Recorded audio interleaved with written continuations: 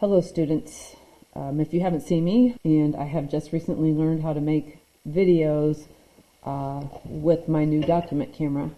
So I just want to talk about three quick things. I will try to keep it quick and short, but the first one is what is a logarithm? And then we're going to talk about converting a logarithm to an algorithm R. So this is just a quick summary of a couple of topics in lesson 4.2 in Algebra 2. So first of all, what is a logarithm? A logarithm is another way of writing.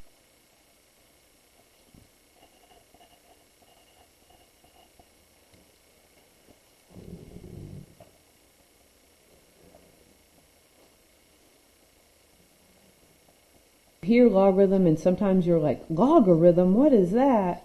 But it's really a logarithm. And the way I teach it in Algebra 2 is log base b of n equals p. And what the logarithm equals is the exponent. So p is the exponent. If you happen to be in pre-calculus and you're watching this video, Mr. Graham likes to use e. It's fine. I use it. And what happens is the same thing as b, which stands for base, to the p. P I said I used for power. So that's the conversion. On the left side is the logarithm form. The right side is the exponential form. B, and you can kind of go up and around. So you started at b, then went to p, and finished with n, which is what I have over here to the right. Is the common logarithm.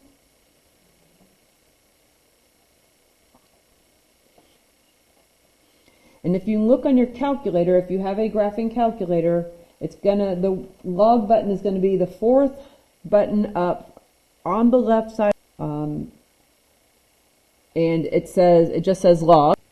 There's also a natural logarithm, which is what this program uses a lot more than the other one. And its abbreviation is LN. It's French. Logarithms came from a French mathematician.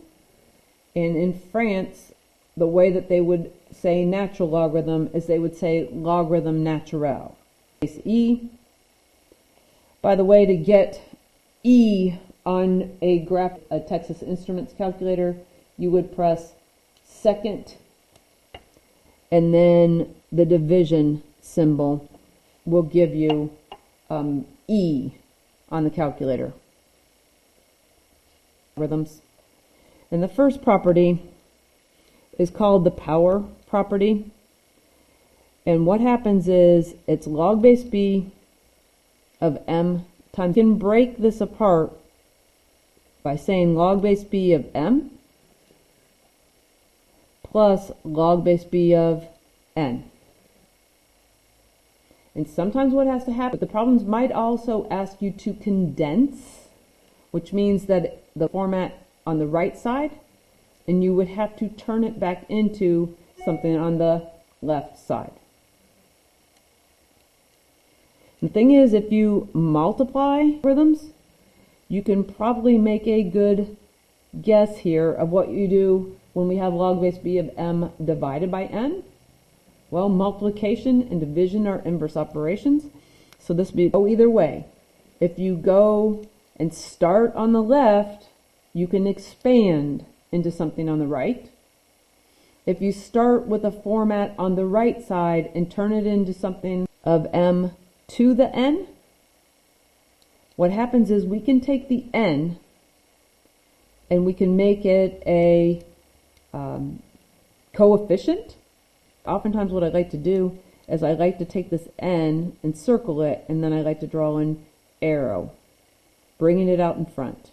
You can be given the format on the right side and turn it into the left, so you're expanding.